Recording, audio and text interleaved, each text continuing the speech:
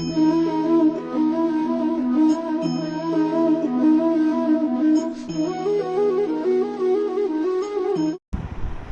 राधे दोस्तों, मेरे YouTube channel में आप सभी का स्वागत है। दोस्तों, काफ़ी समय से मुझसे एक प्रश्न पूछा जा रहा है कि क्या हम जो भी प्रसाद भोग में लगाते हैं भगवान जी को, तो वो हम ग्रहण कर सकते हैं या नहीं। मतलब वो हम लोगों को खा लेना चाहिए या हम लोगों को उस प्रसाद को नहीं खाना चाहिए। तो मैंने सोचा आज आप लोगों के इसी प्रश्न का उत्तर दे देती हूँ। तो दोस्तों, बने रहे वीडियो में मेरे साथ, और मैं आप सभी से रिक्वेस्ट करूँगी कि प्लीज़ मेरे चैनल को सब्सक्राइब ज़रूर कर लें और साथ ही बेल बटन को भी प्रेस कर दें, जिससे कि मेरे आने वाले वीडियोज़ के नोटिफिकेशंस आप लोगों को मिलते रहें। और दोस्तों, चैनल पर हर हफ्ते एक जन्म कुंडली का चयन किया जाता है फ्री जन्म कुंडली विश्लेषण के लिए।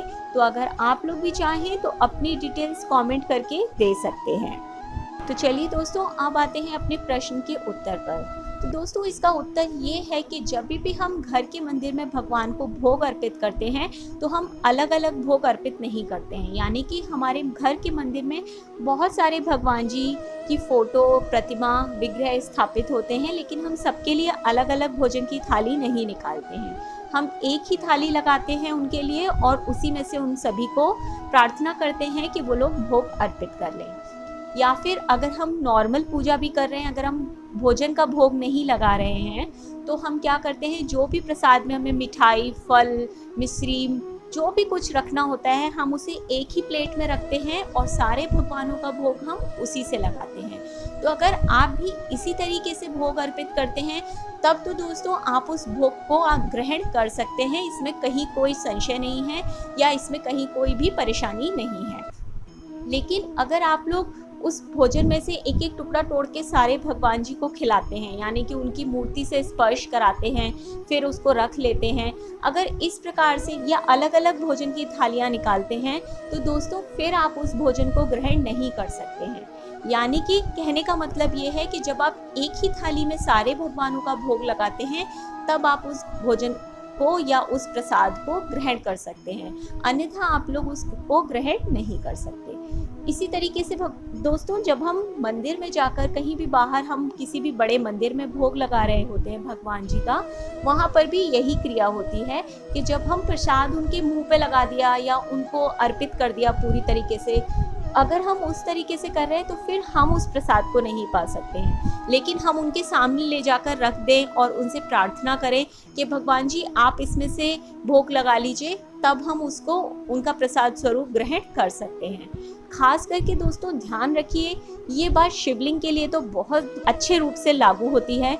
जब भी शिवलिंग से कोई वस्तु स्पर्श कर जाती है या कोई भी प्रसाद, खास करके अब कोई सूखा प्रसाद तो हम डायरेक्ट शिवलिंग पे रखते नहीं हैं, पर फ्रूट्स वगैरह एक ऐसी चीज़ होती है जो हम शिवलिंग पर ही रख देते हैं, तब हम उसे वापस लाकर नहीं खा सकते हैं। शिवलिंग पे डायरेक्ट अर्पित किया हुआ प्रसाद जो भी है, जो उससे स्पर्श हो गया है, वो हम लोग गृहस्थ आश्रम में जो लोग रहते हैं वो लोग कभी भी नहीं खा सकते हैं। फिर वो बच्चे हों या बुजुर्ग हों या कोई भी सामान्य लोग हों, वो उसको ग्रहण नहीं कर सकते हैं। वो प्रसाद सिर्फ साधु सन्यासी या ब्राह्मण खा सकते हैं। तो इसलिए कभी भी जब भी शिवलिंग पे भोग अर्पित करते हैं आप लोग, तो उसको इसी प्रकार से किसी पात्र में ही अर्पित करें कि वो शिवलिंग से स्पर्श ना हो, या फिर उस प्रसाद को आप दूर से लेकर भगवान को अर्पित करें।